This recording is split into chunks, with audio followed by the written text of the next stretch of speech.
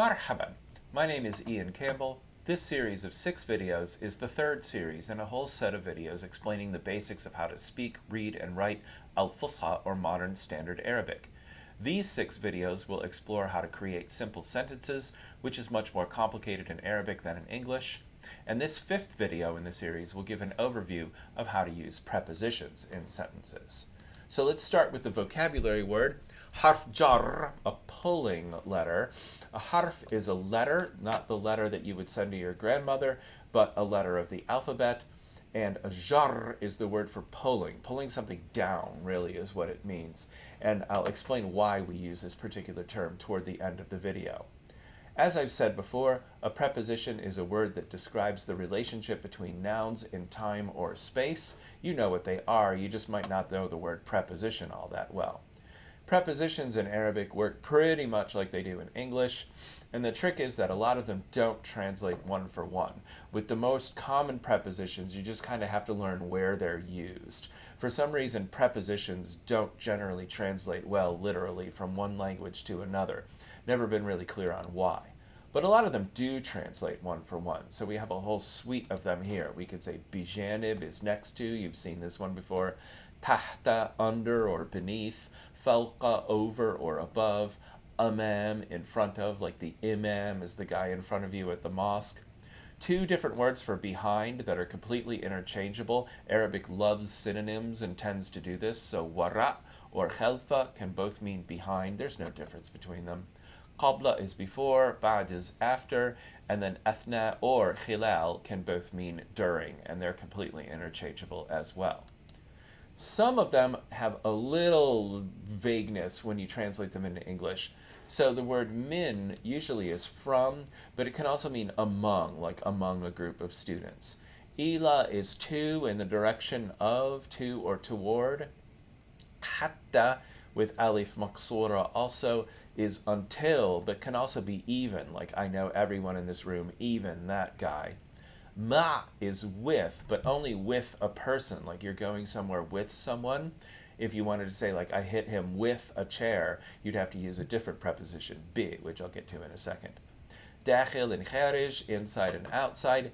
Baina is between, and in Arabic we often use it twice, like baina shay wahid wa baina shay akhar, between one thing and between another. So that's a usage you have to get used to a little bit.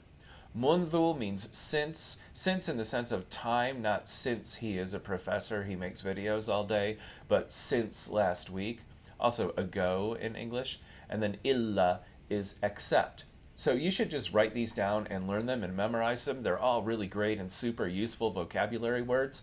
And aside from a little difference in usage here and there, they work more or less exactly like they do in English. And the only way in which they're really different is that they're going to have slightly different meanings from what they are in English sometimes, some of these ones in the second line here. But as far as using them in a sentence goes, you're going to use them in exactly the same way you would in English. So they're pretty easy to learn.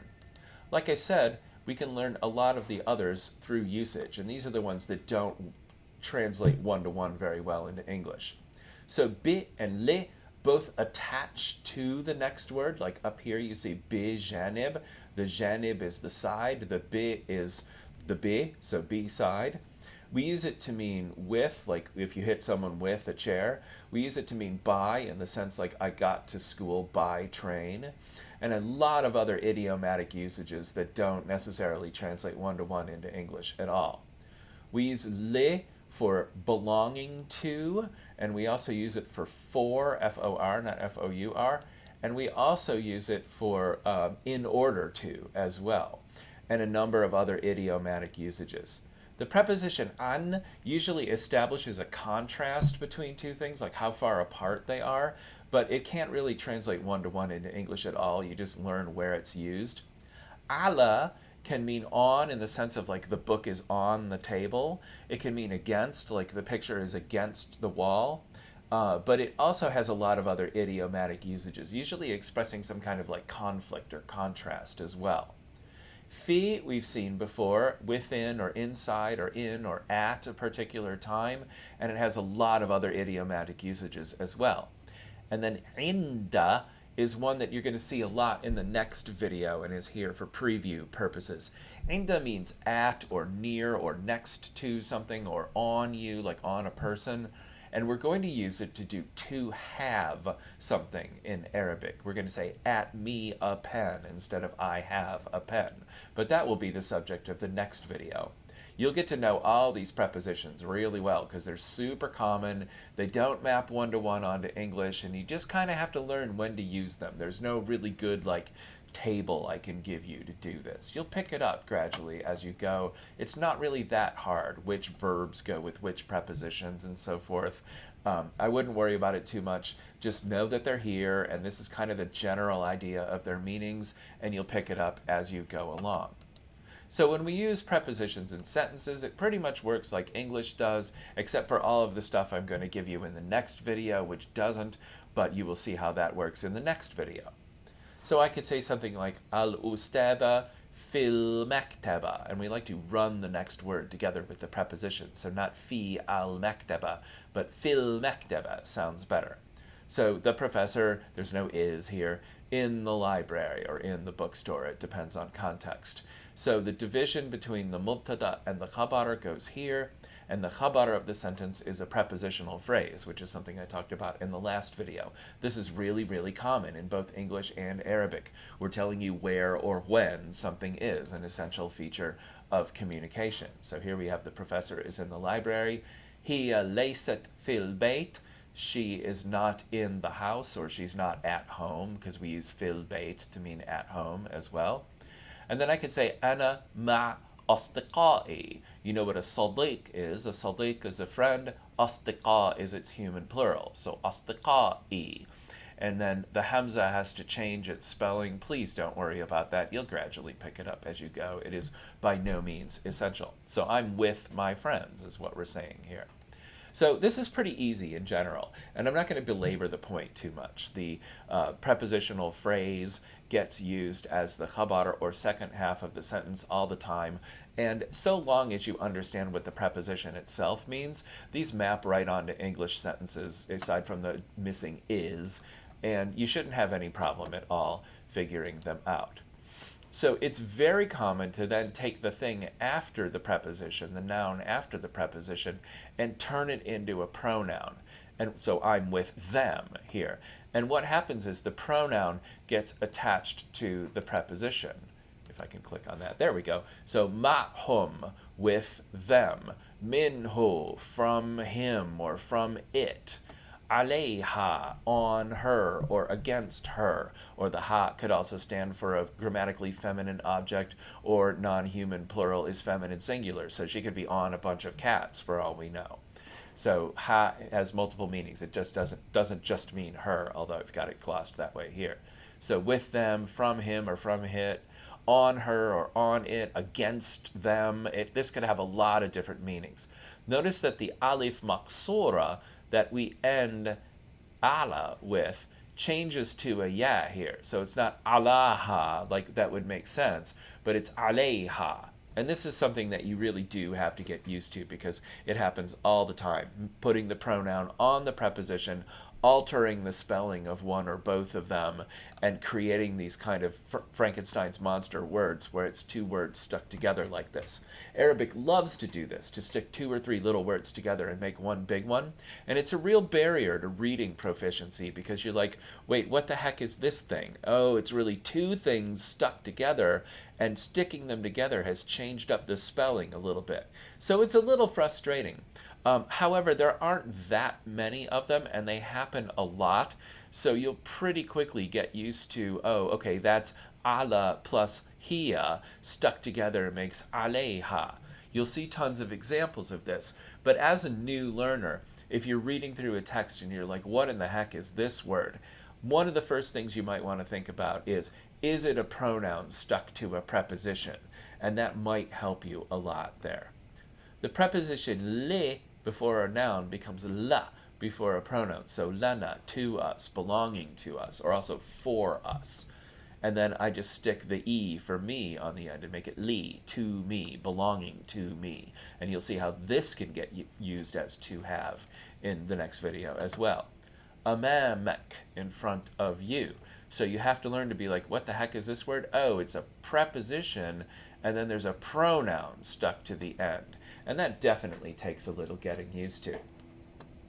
When you have ala and then the e for me, it changes the alif maksura to a regular ya and doubles it. So this is pronounced aleya, and you'll hear this one a lot. This is one of the first ones, weird ones you'll get used to. The preposition bi and then me get stuck together into biya, not bi, but biya. And then we have fi, and then ho is going to turn into fihi, and this is what I'm going to explain in just a moment here. For now, get used to fihi, because you'll hear this one a lot as well. So after a preposition, if we're speaking super proper, snotty, proper Arabic, nouns get an extra kasra after them instead of a dhamma. So you've seen me give this example before. Ustadatuna fi baytiha. So ustada is professor, and then we have the na on the end for hour. So ustadatuna. And this little dhamma here is a leftover vestige of the case marking system in Arabic. It's nearly entirely irrelevant to modern Arabic, but the part I'm about to explain to you is kind of relevant, and that's why I have to go into this detail here. So ustadatuna fi baytiha. So after a preposition, this extra little dhamma changes to an extra little kasra instead, because it's owned by the preposition is basically why. It's pulled down because this particular case of nouns, this usage of nouns, we don't have this in English, is called the majrur case, literally the pulled down case. And that's why we call a preposition a harf jar, a pulling down letter, because that's what it does. It's two letters, I know, but we call little words like this a letter in Arabic. Now, if you said, ustadatna fi baytha, everyone would understand who was where. There would be no barrier to communication here. But if you're going to learn to speak it well, you're eventually going to need to learn to do this, because it does come up in pronouns, which I'll get to in a second. So at-talibu, he gets a dhamma too, because he's basically the main noun in the sentence, the subject of the sentence. بجانب المكتبة الكبيرة. If we're pronouncing things really properly, we're going to have these little vowels, helping vowels, at the ends of words. الطالب بجانب المكتبة الكبيرة is how we're going to say that. And that's what these little extra vowels are from, or for rather. You could say الطالب بجانب المكتبة الكبيرة, and absolutely everyone would understand that the student is next to the big library. And kabir means big, but this is probably more like the main library is what you might say in English. So again, you can speak very good standard Arabic without knowing word one about the case marking system. But it does come up when we put prepositions and pronouns together. And this is one of those things that you're like, thanks, Arabic. So because of an old rule, it's called a rule of prosody, relating to poetry. For some reason, no one knows why, you're not allowed to say ihu in Arabic. So the pronouns that have a hu in them, like minhu up here, for example, or ma'hum up here, they have a hu in them, and it has to change to hi after a preposition, and in one other case as well that I won't talk about here. So we say fi baytiha, in her house, but wara baytihi, not wara baytihu, like you would think about saying. So hu is usually our pronoun at the end of things to make it his or its. However, if it attaches to a word that comes after a preposition, it changes to he. So you don't say wara baytihu, you say wara baytihi, and you say amam baytihim, not amam baytihum. And this is one of those things that if you said wara baytihu, everyone would understand behind his house. If you said amam baytihum, everyone would understand it was in front of their house. However, it's just kind of the difference between speaking basic standard Arabic and speaking it well to know to do this. And it will definitely take you a while to internalize this. It's not at all the most important part of basic Arabic, but it does come up here and there, which is why you're getting this explanation of it. So in your room, hang on, let me put the translations up. In your room is fi ghorfatik, and in his room is not fi ghorfatihu, but rather fi ghorfatihi. And again, this is kind of like the icing on the cupcake of basic Arabic. The cupcake is still good without the icing, but it just adds like a little panache and class to the way you speak. So if a noun comes after a preposition, and then you have a pronoun that has a ho in it, that ho has to change to he. Again, not super important, but it's there because I'm trying to help you learn the completeness of the language. But for now, I'm going to